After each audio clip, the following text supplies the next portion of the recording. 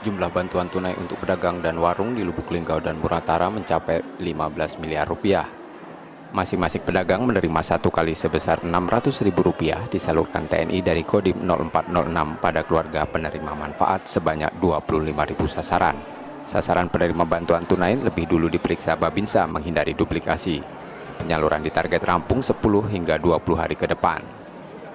Untuk kegiatan hari ini kita melaksanakan kegiatan penyaluran program bantuan pemerintah dalam bentuk uang tunai yang diberikan kepada pedagang kaki lima, kemudian kepada warung, pemilik warung maupun kepada nelayan yang ada di kota Lubuk Linggau maupun di Musirawas Utara. Pedagang yang mendapat bantuan mengaku bantuan sangat berarti untuk tambahan modal usaha dan bisa meringankan beban pedagang dan warung. Sangat membantu sekali. Terima kasih untuk Bapak Jokowi atas bantuannya, kami sangat terbantu sekali.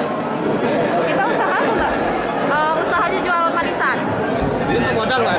Iya, untuk modal.